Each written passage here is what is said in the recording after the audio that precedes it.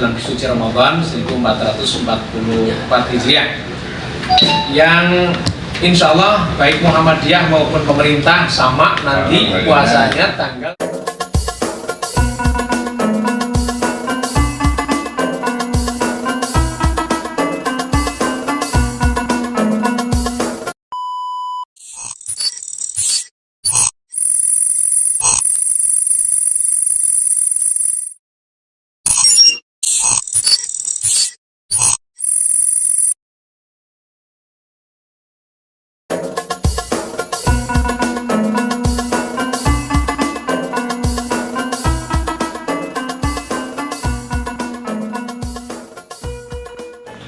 Ya ayyuhalladzina amanu taqullaha haqqa tuqatih wa la tamutunna illa wa antum muslimun. Yang sama-sama kita hormati kesepuhan kita Pak Ihsan, juga orang tua kita Pak Ihsan yang hadir pada siang hari ini, teman-teman baik pelaksana tugas dari KUA maupun rekan-rekan penyuluh, ada perwakilan P3N Pak Aryo yang menghormati, dan semuanya saja yang hadir siang hari ini, yang mudah-mudahan kita senantiasa ada dalam lindungan, bimbingan dan barokah dari Allah Subhanahu wa taala. Amin ya rabbal alamin. Bersyukur alhamdulillah siang hari ini kita bisa memenuhi hajat kita bersama untuk bersilaturahmi dalam rangka menyambut hadirnya bulan suci Ramadan 1444 Hijriah, yang insya Allah baik Muhammadiyah maupun pemerintah sama nanti puasanya tanggal 23, bertepatan 23 Maret, Kamisnya Kamis Pon, kecuali Aboge. Kalau Aboge itu Jumat 24. Tadi ada kiriman Aboge sana itu 24. Dan saya meyakini bahwa Bapak Ibu semuanya sudah melakukan berbagai macam persiapan ya, yang sudah dipersiapkan, apalagi banyak di antara kita itu memang ditokohkan di masyarakat, mungkin malah justru menjadi yang mengingatkan warga masyarakat untuk bersiap-siap. Oleh karena itu saya yakin Bapak Ibu semuanya sudah mempersiapkan diri. Hanya ada satu hal yang memang patut untuk kita garis bawahi, bahwa ketika kemudian kita sebagai hamba Allah ya, yang notabene kulubni adama khata ya, setiap anak Adam, Bani Adam itu punya salah, punya dosa. Wa khairul khata'ina at-tawabin, dan sebaik-baik orang yang salah, yang berdosa itu yang memohon ampun kepada Allah ketika dosanya itu kepada Allah, dan minta maaf kepada sesama ketika punya salah kepada sesama. Maka penting kiranya kita untuk berkumpul, karena kita sering bekerja sama, berinteraksi bersama, seserabungan bareng, sudah barang tentu yang namanya hidup bareng kadang-kadang ada selisih pendapat, ada gesekan, ada mungkin ada kata-kata yang menyakiti, atau bahkan mungkin juga ada sikap yang mendolimi satu dengan yang lain. Yang jelas kita semuanya mengakadkan diri untuk menghalalkan ya, memaafkan semua salah yang ada dalam hati kita.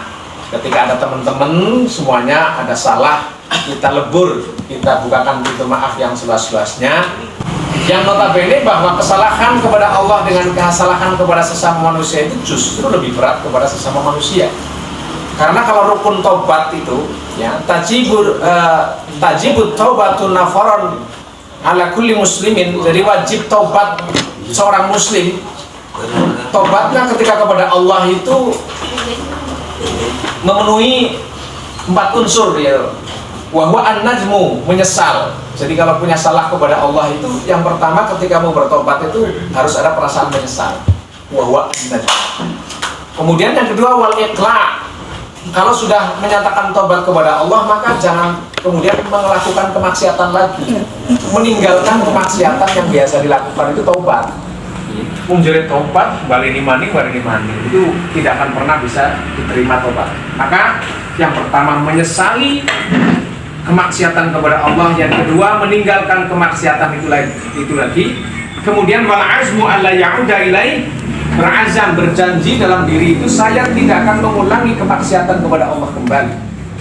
Dan yang keempat, wal istighfaru, memperbanyak istighfar kepada Allah Subhanahu wa ta'ala. Maka ketika kemudian 4 rukun ini terpenuhi, insya Allah Allah maha penerima tobat ketika kemudian hambanya bertobat dengan sungguh-sungguh.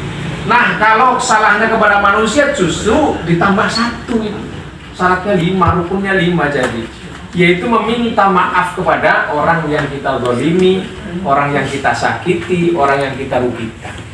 Nah, mudah-mudahan dengan kita saling memaafkan, saling membuka diri, menghalalkan, maka nanti masuk Ramadan itu tidak ada sekat-sekat yang kemudian menghalangi amal soleh dan puasa kita itu, sehingga amal soleh dan puasa kita itu menjadi amalan yang diterima di sisi Allah Subhanahu wa ta'ala. Amin ya rabbal alamin. Tapi kalau kemudian kita masih banyak dosa kepada Allah, belum bertobat, banyak salah kepada sesama, ini bisa jadi salah dan dosa kita itu menjadi sekat Arab donga, ya kepentok terhadap dosanya, kita perlu diselesaikan.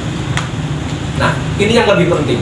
Sebab apa? Sebab merujuk surat Al-Imran ayat 33 kalau tidak salah, a'udzubillahi minasyaitonirrajim, wasari'u ila maghfiratin min rabbikum wa jannah.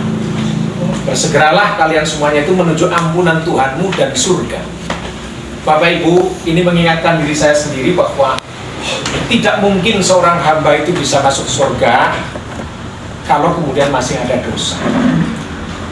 Tidak mungkin seorang hamba masuk surga sebelum hamba itu disucikan dari dosanya. Nabi Adam saja hanya punya kesalahan 1 menjadikan penyebab diusirnya dari surga. Nah, kita yang banyak dosa malah justru kepengen berjubel-jubel menuju surga. Ini tidak mungkin. Oleh karena itu, penyelesaiannya adalah wasari'u ila maghfiratin. Bersegeralah menuju ampunan Tuhanmu. Ketika sudah diampuni dosanya, baru bicara wa jannatin, surga. Oleh karena itu, akan datang segera bulan yang penuh ampunan. Siang harinya kita diampuni dosanya karena puasa kita. Malam hari diampuni dosa kita karena qiyam Ramadan. Belum lagi diampuni dosanya karena kita dipertemukan dengan Lailatul Qadri, malam Lailatul Qadar. Maka hadisnya sahih, ada 3 redaksi hadis, man shoma ramadhana, man qama ramadhana, man qama Lailatul Qadri.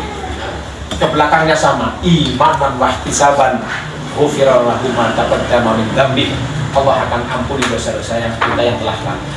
Sehingga ketika kita masuk Ramadan sudah mempersiapkan diri, sudah bersih dari dosa dan kesalahan baik kepada Allah dan sesama, puasa kita, qiyam kita diterima, maka layak kemudian 1 Syawal kita menjadi Idul Fitri, kembali kepada kesucian kayaumi waladatha ummuh.